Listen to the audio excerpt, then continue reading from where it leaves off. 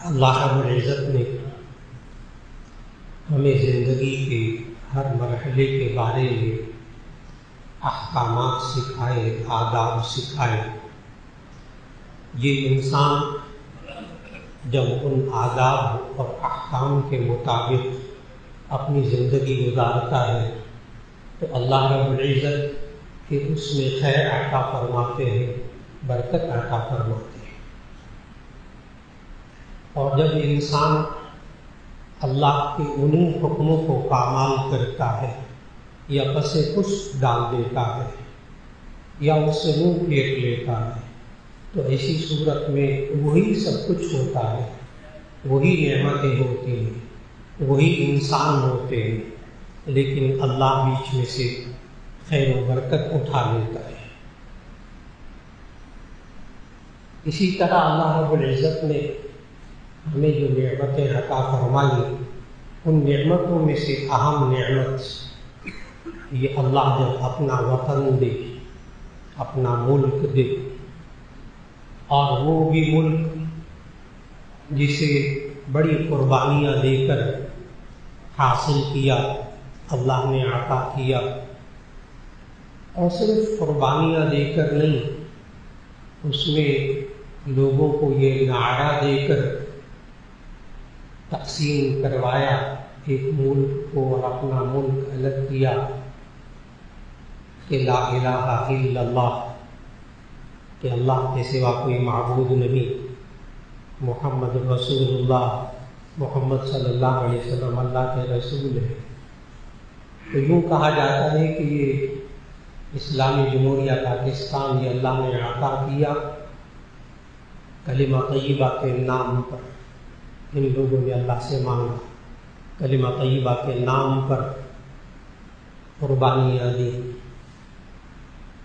اور اس وقت دلیل یہ دیتے تھے کہ کیا ضرورت ہے ایک ملک کو تقسیم کرنے کی دو حصوں میں، تو اس کی وجہ یہ بتائی جاتی تھی کہ اس کی وجہ یہ ہے کہ ہم لوگ تاکہ آزادی سے اپنے مذہبی فرائض ادا کر سکیں، ہم لوگ قرآن و سنت کے مطابق یعنی اسلام کے مطابق مسلمان زندگی گزار سکیں۔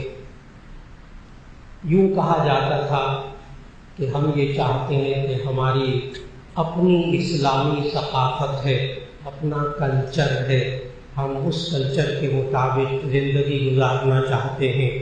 یہ وہ میں نے ابھی مختصر سا نچوڑ بتایا اس آزادی کی تحریک کا جس کی بنیاد پر یہ پاکستان بنا، اور جب بن گیا تو وہی لوگ تو نہیں، قربانی دینے والے کیسے اپنے کیے سے پھر سکتے ہیں؟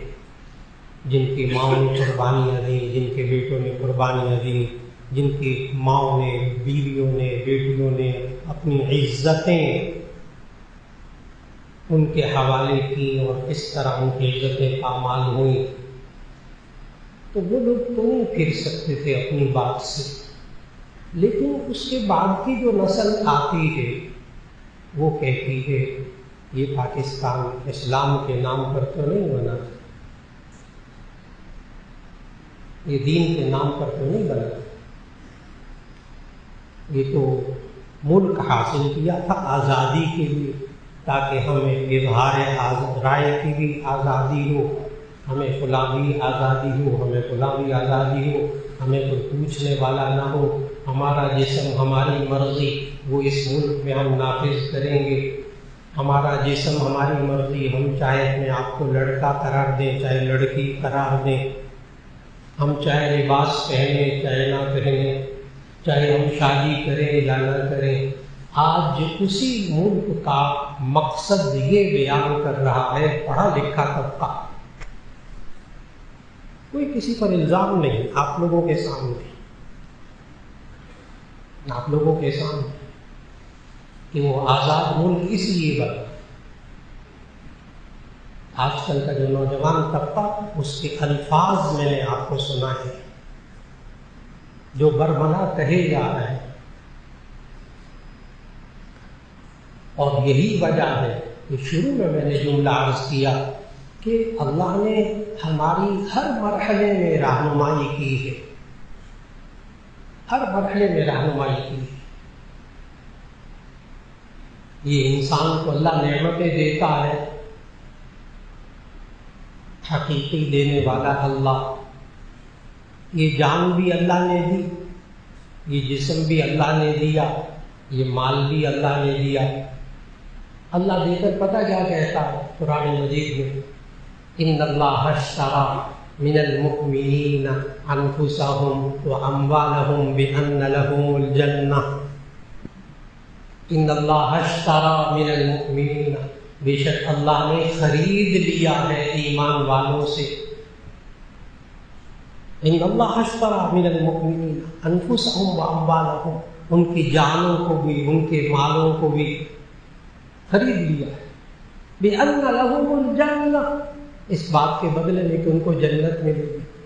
خریدتا کس سے ہے بندہ؟ مال کس سے خریدتا ہے؟ جو مالک ہوتا ہے. آپ مال کے مالک ہی نہیں ہیں تو آپ سے کون خریدے گا؟ لیکن کتنا اللہ غفور الرحیم ہے، کتنا مہربان ہے کہ چند سال کے لیے نہ جان دی ہے، چند سال کے لیے مال دیا ہے، اور اللہ کہتا ہے میں خریدتا ہوں اس بات کے بدلے میں کہ ان کو جنت ملے. اب وہ اللہ خریدتا کیسے؟ وہ پورا قرآن پڑھا پڑا. آسان سی بات، آسان سی بات. اللہ نے خریدا کیسے؟ پورے قرآن کو پڑھیے. اللہ نے خریدا کیسے؟ بس اتنی سی بات ہے کہ اس جان کو اور اس مال کو اللہ کے حکم کے مطابق استعمال کرنا، بس. اور کچھ نہیں چاہیے، تو کچھ نہیں چاہیے. پورا قرآن پڑھیے، صرف جان کو اور مال کو اللہ کے حکم کے مطابق. ممکن ہے کوئی کہے کہ جی کیا میں اپنی مرضی کے مطابق مال نہیں استعمال کر سکتا؟ تو اس کا جواب قطعاً نفی میں نہ دیجیے گا کہ میں اپنا مال اپنی مرضی سے نہیں استعمال کر سکتا. جی آپ کر سکتے ہیں اپنی مرضی سے. کیا آپ اپنا مال، اپنا جسم اپنی مرضی سے استعمال کر سکتے ہیں؟ جی ہاں، بالکل کر سکتے ہیں. اللہ نے آپ کو اختیار دیا ہے. لیکن تھوڑا سا قبلہ درست کر لیجیے. بڑی گرہیں کھل رہی ہیں، بڑی گرہیں. کیا ہم اپنی مرضی سے اپنا جسم استعمال نہیں کر سکتے؟ بعض لوگ ہوتے ہیں وہ کہتے ہیں نہیں بالکل نہیں، بالکل نہیں، اپنی مرضی سے نہیں، اللہ کی مرضی سے.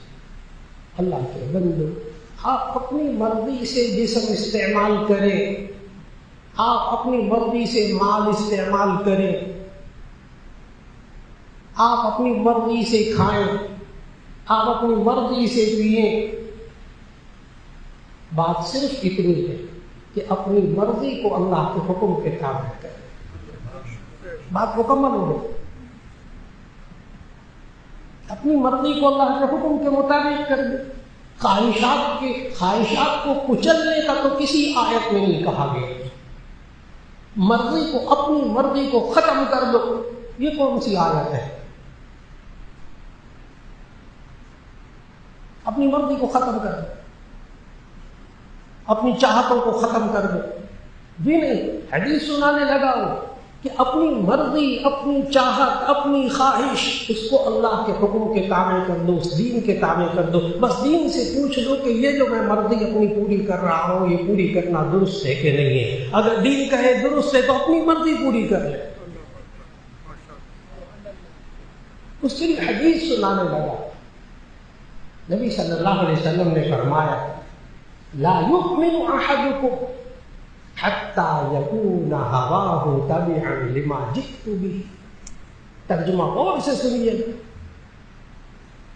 تم میں سے کوئی شخص کامل مومن نہیں ہو سکتا یہاں تک کہ وہ اپنی خواہشات اس دین کے تابع کر دے جو دین میں لے کر آیا. حاجی کو کچلنے کو تو نہیں کہا، وہ تو رہبانیت ہے.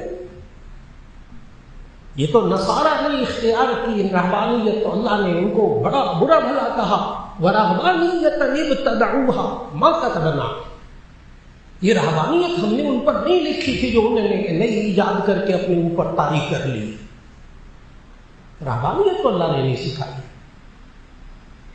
نفس کو کچلنا، اس کی رائے کو کچلنا، جی نہیں، اس کی بری رائے کو کچلنا، تھوڑا سا فرق کر لیجیے۔ گناہ کی خواہش کو کچلنا، یوں کہا گیا، اس کو بھی ترتیب کے ساتھ۔ چنانچہ اللہ جب اپنا ملک دے، اقتدار دے،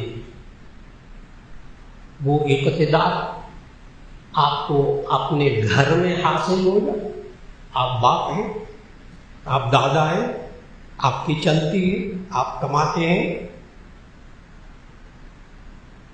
آپ کا ادارہ ہے، اللہ نے طاقت دی ہے کہ آپ اس ادارے میں اپنی رائے، اپنا حکم نافذ کر سکیں۔ اللہ صوبہ آپ کو دے دے، اللہ شہر آپ کو دے دے، اللہ ملک آپ کو دے دے، تو سورہ حج کی آیت نمبر 41 کی تلاوت کر لیجیے گا، اس کا ترجمہ پڑھ لیجیے گا۔ اب ہمیں کیا کرنا چاہیے؟ اب ہمیں کیا کرنا چاہیے؟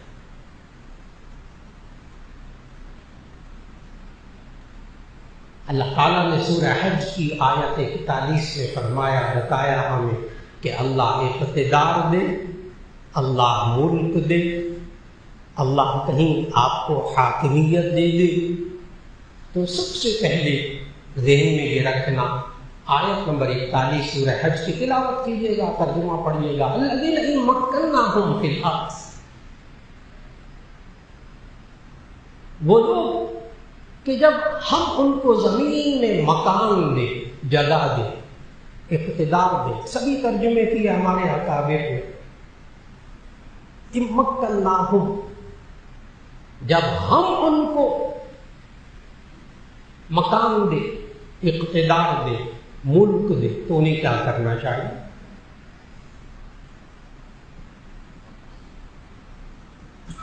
یہاں ذہن میں رکھیے گا کہ ان الذین مکناہم فی الارض سے ایک بات معلوم ہوتی ہے، اللہ نے کیا کہا؟ جب ہم ان کو دے،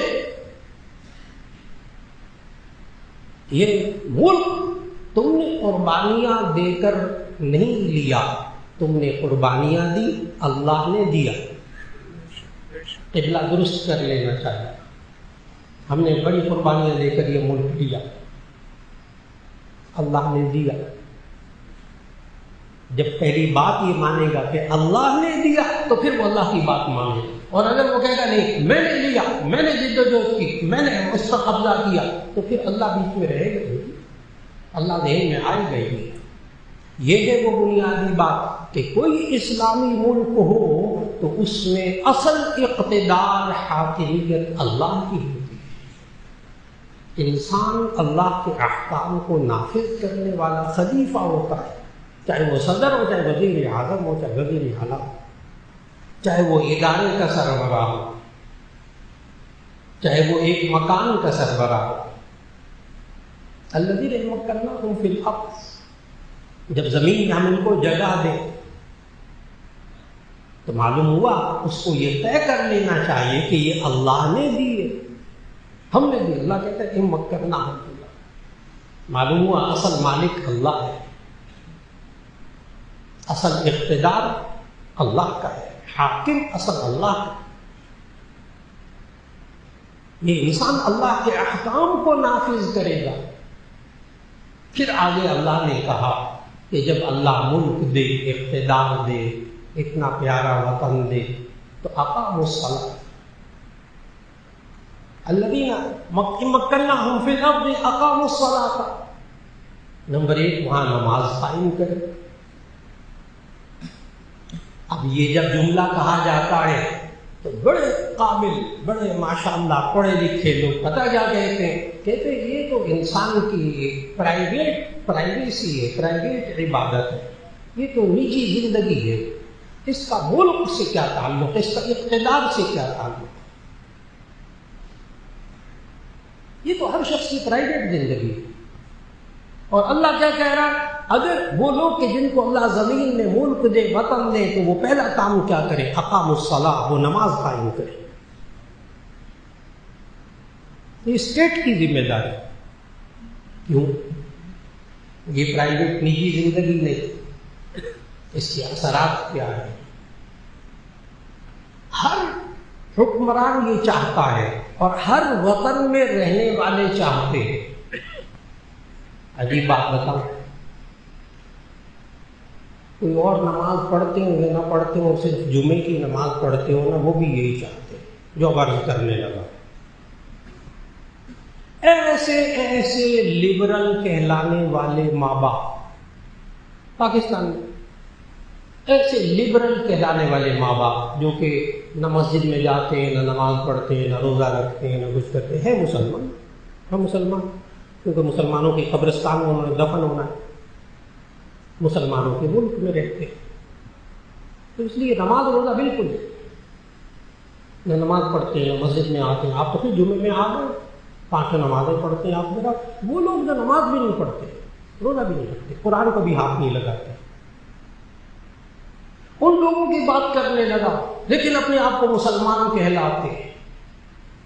وہ پتہ ہے کیا کہتے ہیں؟ جب اولاد جوان ہوتی تو وہ یہ آ کر کہتے ہیں مولانا کیا کریں ہم اپنی نئی نسل کو، اپنے بچوں، جوان بچے اور بچیوں کو ہم بے حیائی اور برے کاموں سے کیسے بچائیں؟ یہ آج ان ماں باپ کا سوال ہے جو اپنے آپ کو لبرل کہتے ہیں۔ جب تک بچے اور بچیاں اس گھر کے اندر بے حیائی اور برے کاموں میں نہیں مبتلا ہوتے، وہ جاگتے نہیں ہیں۔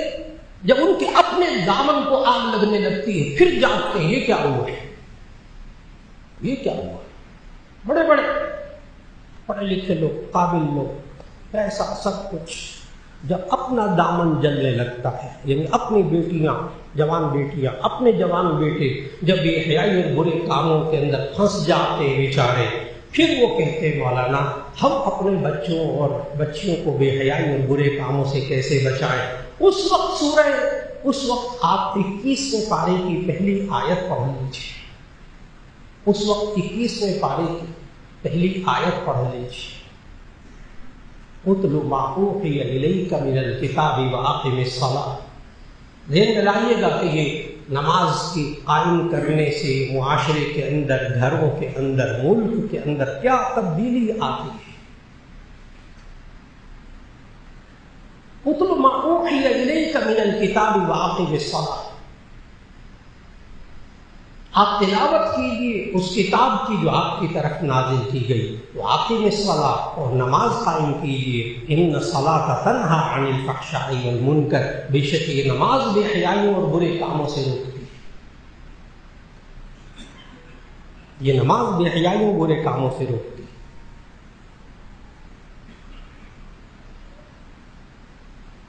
کیوں اسٹیٹ، ایک ملک، ایک حاکم کیوں نماز کا نظام نافذ کرے؟ اس لیے کہ ہر ایک چاہتا ہے، میں نے بتایا ہر حاکم چاہتا ہے، ہر باپ چاہتا ہے، ہر ادارے کا سربراہ چاہتا ہے کہ میرے ادارے کے اندر سے بے حیائی اور برے کام ختم ہو جائے۔ کون انسان سکون کی زندگی گزارے گا جب وہ بے حیائی کے کام اس کے ادارے میں برے کام ہو رہے ہیں؟ یعنی چوری وہاں ہو رہی ہو، کرپشن وہاں ہو رہی ہو، اور جناب جھوٹ وہاں بولا جا رہا، دھوکہ وہاں دیا جا رہا، ساری برائیاں اس ادارے کے اندر ہو، وہ ادارہ کیسے چلے گا؟ وہ چلانے والا کیا چاہتا ہے؟ اور حقیقت یہ ہے کہ آج بھی الحمدللہ اس اسلامی جمہوریہ پاکستان کے اندر مجھے بعض فیکٹریوں میں جانا ہوتا ہے، بعض بڑے اداروں میں جانا ہوتا ہے۔ اس وقت ایک فیکٹری کے اندر 700 800 3,000 ملازم ہے، اور وہاں فیکٹری کے مالکان نے پابندی لگائی ہوئی ہے کہ یہاں وہ بندہ کام کرے گا جو نماز پڑھے گا 5 وقت، صرف ظہر کی نماز جماعت کے ساتھ نہیں۔ اس وقت موجود الحمدللہ، ابھی اندھیرا نہیں چھایا، اچھا اندھیرا نہیں چھایا، پوری فیکٹری کا ہر اوپر سے لے کے مینیجنگ ڈائریکٹر وغیرہ سب، کوئی معافی نہیں، یہاں کام کرنا ہے، نماز پڑھو، نہیں پڑھنی نماز کسی اور فیکٹری میں تشریف لے جاؤ۔ یہ انہوں نے نافذ کیا ہوا ہے۔ کہتے ہیں وہاں جھوٹ کم ہو گیا، بہت کم ہو گیا، دھوکہ کم ہو گیا، بےایمانی کم ہو گئی، اور ہماری فیکٹری کی پیداوار زیادہ بڑھ گئی۔ یہ جو ایچ آر والے ہوتے ہیں کمپنیوں میں، کہ یہ ایچ آر والے ہیومن ریسورسز جو ملازمین کی ساری اخلاقی تربیت وغیرہ کرتے ہیں، سلیکشن کرتے ہیں، ان کی باتوں میں بنیادی باتیں یہی ہے نا کہ ملازم کیسا رکھنا ہے، اس کے اندر کیا خصوصیات ہونی چاہیے، وہ یہی تو کہتے ہیں۔ چنانچہ آج وقت کی بہت بڑی ضرورت ہے کہ اداروں میں جہاں جہاں جو شخص، چھوٹا سا ادارہ 10-15 افراد دفتر میں ہے، کوشش کیجیے کہ وہاں ہر شخص نماز پڑھنے والا ہو، پابندی کے ساتھ 5 وقت نماز پڑھنے والا ہو۔ انشاءاللہ العزیز اللہ سچا ہے، اللہ سچا ہے۔ من اصدق من اللہ قیلا، اللہ سے زیادہ کون سچا ہوگا، اللہ سے زیادہ کون سچا ہوگا۔ من اصدق من اللہ قیلا، جب اللہ سچا ہے تو اب مانے اس بات کو کہ جب ان الصلاۃ تنہی عن الفحشاء والمنکر، یہ نماز بے حیائی و برائیوں سے روکتی، مانے اس بات کو۔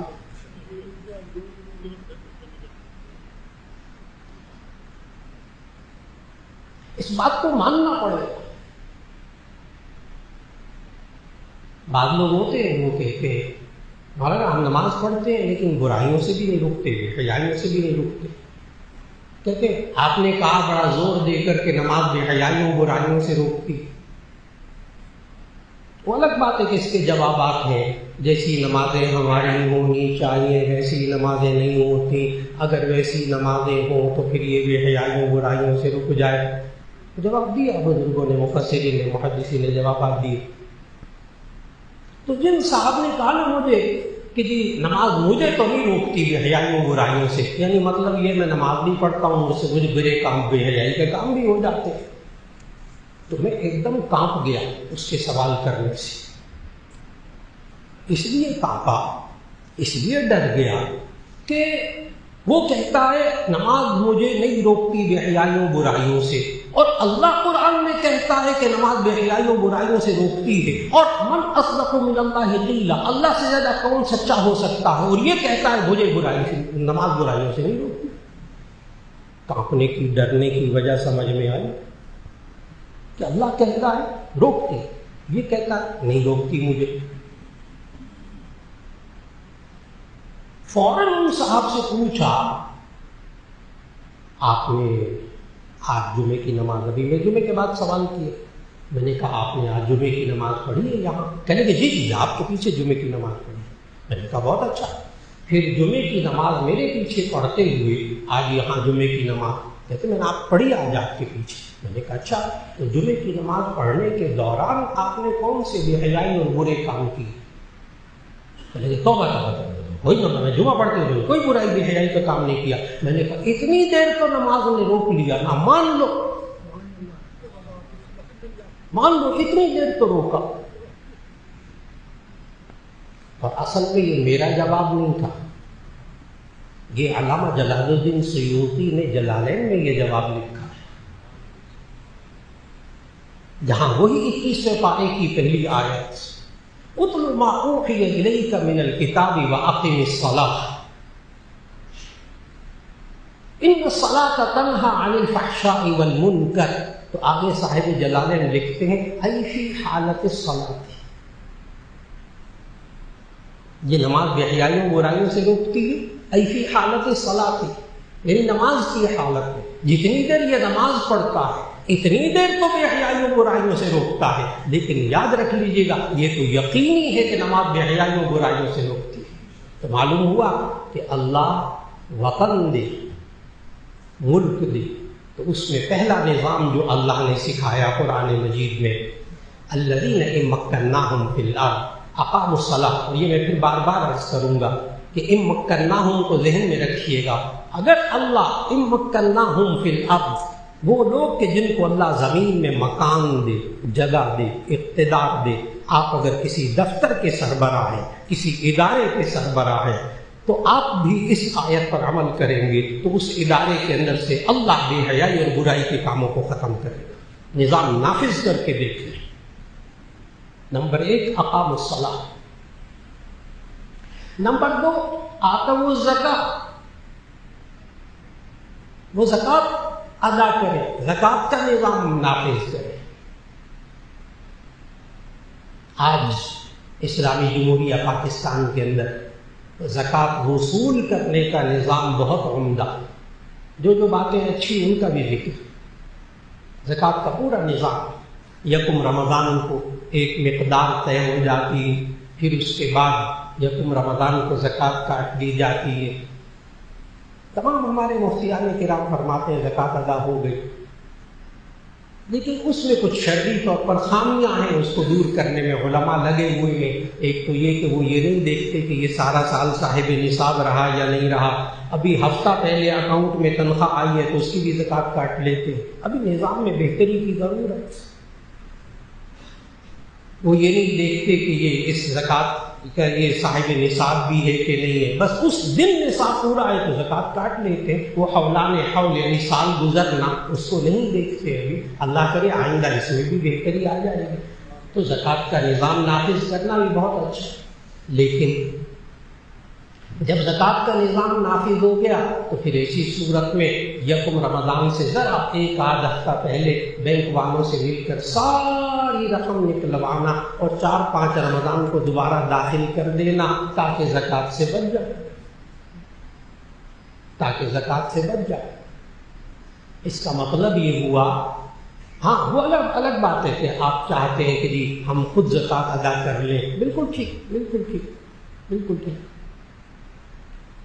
اور اب حکومت نے اور آسانی کر دی کہ جی آپ ایک اسٹامپ پیپر پر لکھ کر دے دیں کہ جی میری زکوٰۃ نہ کاٹی جائے، میں زکوٰۃ خود ادا کروں گا، تو ٹھیک ہے۔ ہر بینک کو حکومت نے حکم دے دیا کہ ٹھیک ہے، تاکہ لوگ پیسے نکالیں رکھیں، اس کی ضرورت ہے۔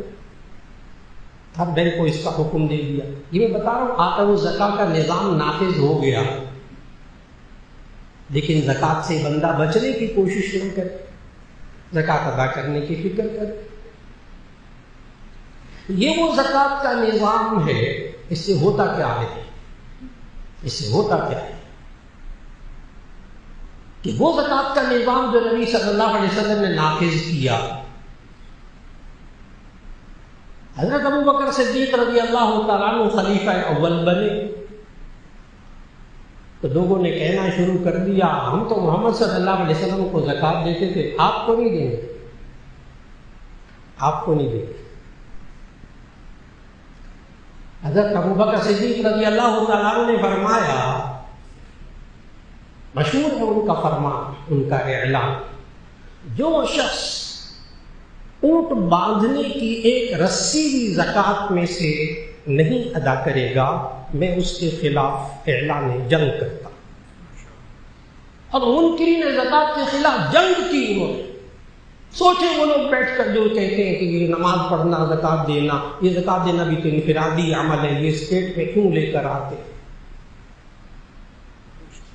بعض لوگ سوال کرتے ہیں یہ زکوٰۃ ذاتی عبادت ہے، کیوں یہ اوپر سے مسلط کی جاتی ہے؟ یہ اللہ نے حکم دیا ہے، جب تمہیں اللہ ملک دے تو اس میں زکوٰۃ کا نظام نافذ کرو۔ ہوتا کیا ہے یہ زکوٰۃ کا نظام نافذ کرنے سے کہ نبی صلی اللہ علیہ وسلم نے زکوٰۃ کا نظام نافذ کیا، حضرت ابو بکر رضی اللہ تعالیٰ عنہ نے منکرین زکوٰۃ کے خلاف جہاد کیا اور پھر زکوٰۃ لے کر چھوڑی۔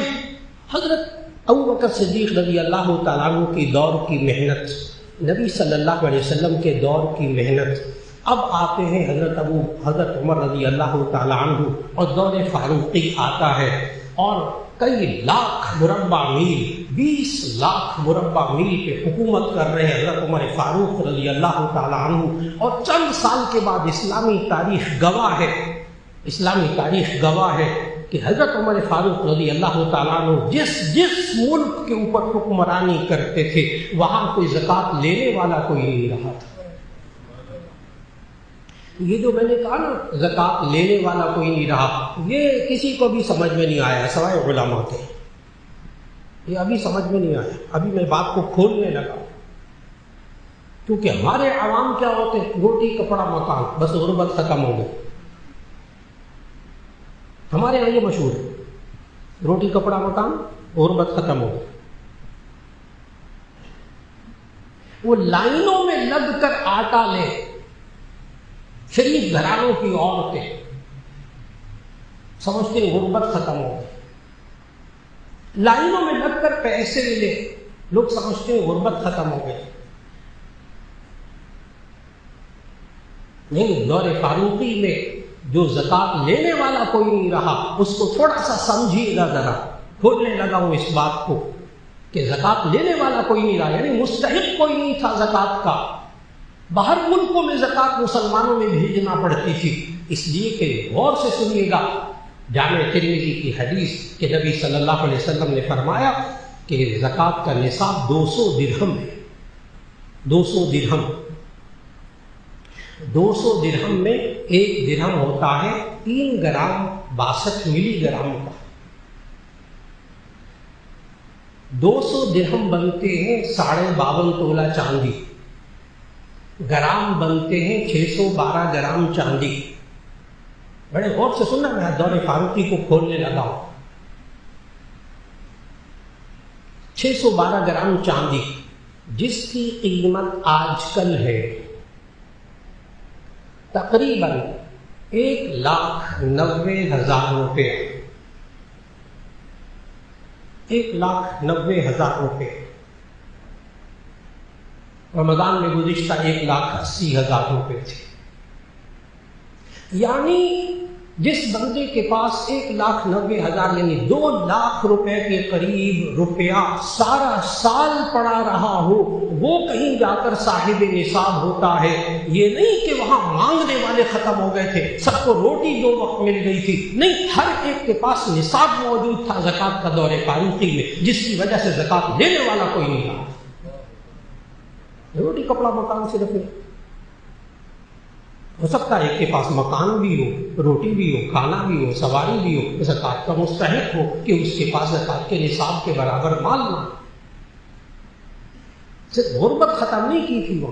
حضرت عمر فاروق رضی اللہ تعالیٰ عنہ، اس کے پاس زکوٰۃ کا نصاب کے برابر ہر ایک کے پاس مال موجود تھا. معلوم ہوا جو ملک اسلامی ملک زکوٰۃ کے نظام کو صحیح طریقے سے نافذ کرے، زکوٰۃ وصول کرنے کا نظام بھی عمدہ ہو اور زکوٰۃ مستحق تک پہنچانے کا نظام بھی عمدہ ہو، تو ایسی صورت میں اللہ اس ملک میں سے غربت کو ختم کر دے گا.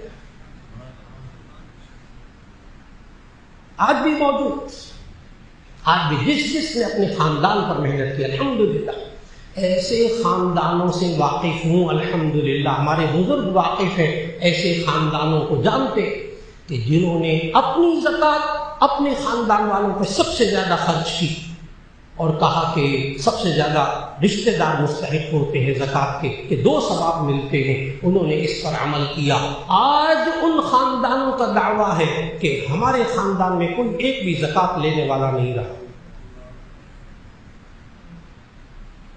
ایک بھی زکوٰۃ لینے والا نہیں رہا. پاکستان، لاہور،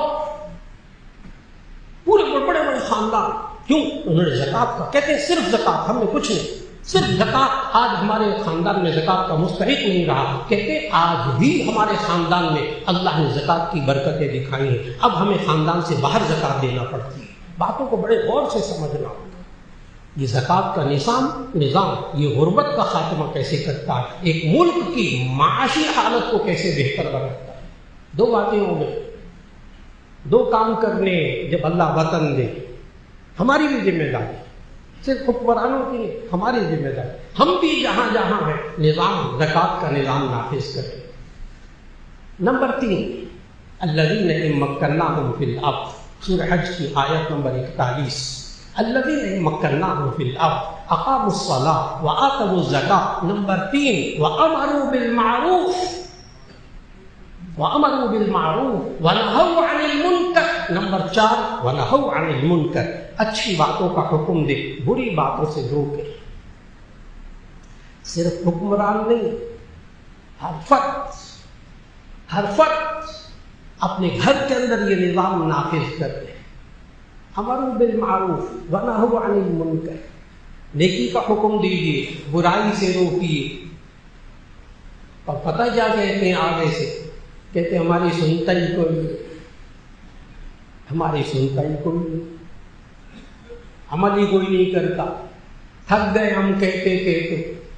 اب آیت کا آخری حصہ اس سوال کا جواب، ہم کہتے کہتے تھک گئے، ہماری سنتا ہی کوئی نہیں، نبی بھی سنتی، ماشاء اللہ، اہلا و سہلا، مرحبا، الحمد للہ، الحمد للہ، الحمد للہ۔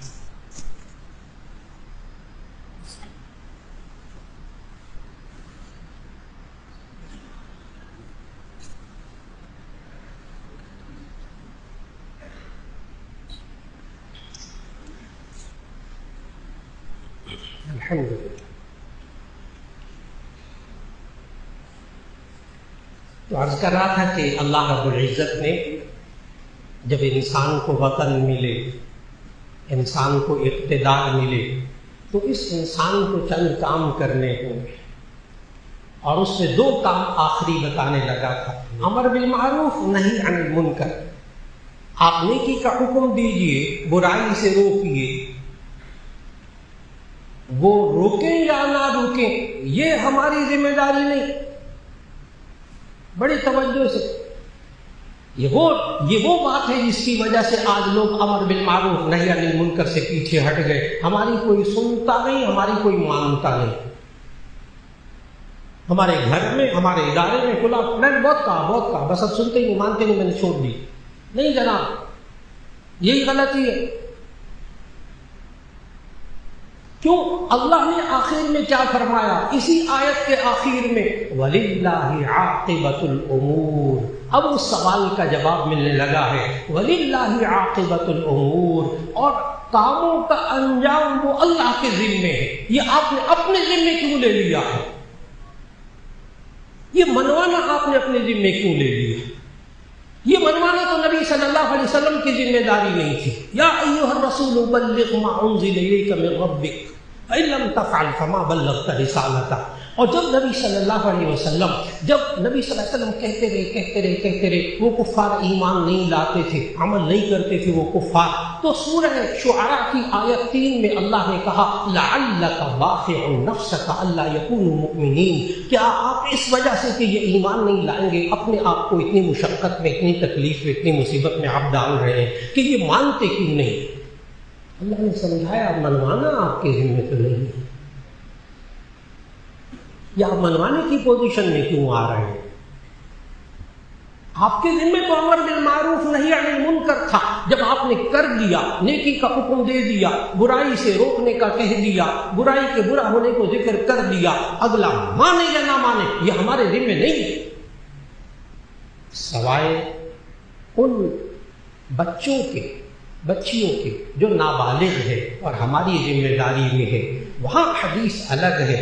ہم سربراہ ہیں کسی ادارے کے، ہمارے ماتحت جو ہم اس سے منوائیں گے، جو آپ کے ماتحت ہے اس سے آپ منوائیں گے، جو آپ کے بیوی بچے ہیں وہاں آپ منوائیں گے، وہاں منوانے کی پوزیشن میں آنا ہوگا۔ جب تک یہ بچہ بالغ نہ ہو جائے اس کے لیے الگ حدیث ہے، کلکم راع وکلکم مسئول عن رعیتہ، آگاہ ہو تم میں سے ہر ایک نگہبان ہے، تم سے اپنے ماتحت کے بارے میں پوچھا جائے گا۔ یہ بچے اور بچیاں جو ابھی بالغ نہیں ہوئی، ان سے آپ نے منوانے کی پوزیشن میں آنا ہے۔ آپ کسی ادارے کے سربراہ ہیں، لوگ آپ کے ماتحت ہے اور وہ چوری کر رہا ہے، وہ جھوٹ بول رہا ہے، وہ دھوکہ دے رہا ہے، آپ نے روکنا ہوگا، منوانا ہوگا۔ یہ میں ایک گرہ کھول رہا ہوں، ایک خاص کہ جی ہر جگہ ہی بس کہنا ہے منوانا نہیں بھی نہیں۔ جہاں اللہ اور اس کے رسول صلی اللہ علیہ وسلم ہمیں منوانے کی پوزیشن میں لا رہے ہیں وہاں منوا کے چھوڑنا ہے۔ یہ نہیں ہے کہ آپ کا ماتحت جھوٹ بول رہا ہو تو کہیں بس ٹھیک ہے میں نے اس کو منع کر دیا کافی ہے، یہ نہیں، اس کو جھوٹ بولنے سے منع کیجیے۔ وہ دھوکہ دے رہا، منع کیجیے، دھوکہ نہیں چلے گا۔ وہ کرپشن کر رہا، منع کیجیے، منوائیے اس سے کہ کرپشن نہیں کرنی، کیونکہ یہ آپ کے ماتحت ہے۔ اب بات مکمل ہوئی۔ یہ نہیں ہے کہ صرف ان کو کہہ دیا جائے کہ بس خالی فارغ، جو آپ کے ماتحت ہیں وہاں منوانا ہوگا۔ آج وقت کی بہت بڑی ضرورت کہ اللہ ہمیں اپنے دفتر میں، اللہ ہمیں اپنے محکمے میں، اللہ ایک صوبے میں، اللہ ایک شہر میں، اللہ ایک ملک میں اگر اقتدار دے تو صرف سورہ حج کی آیت 41 پڑھ لیجیے، جس میں اللہ نے 4 ذمہ داریاں بتائیں۔ الذین ان مکناہم فی الارض اقاموا الصلاۃ وآتوا الزکاۃ وامروا بالمعروف ونہوا عن المنکر وللہ عاقبۃ الامور۔ جس کو اللہ زمین میں جگہ دے، مکان دے، مقام دے، عہدہ دے، 4 کام کرے۔ اقیم الصلاۃ، وہاں نماز کا نظام قائم کرے، جس سے اس معاشرے میں، اس حلقے میں بے حیائیاں، برائیاں ختم ہوگی۔ کیوں؟ اللہ نے کہا ان الصلاۃ تنہی عن الفحشاء والمنکر۔ زکوٰۃ کا نظام نافذ کریں تاکہ وہاں لوگوں کی غربت ختم ہو اور پھر لوگ محتاجی سے نکلے۔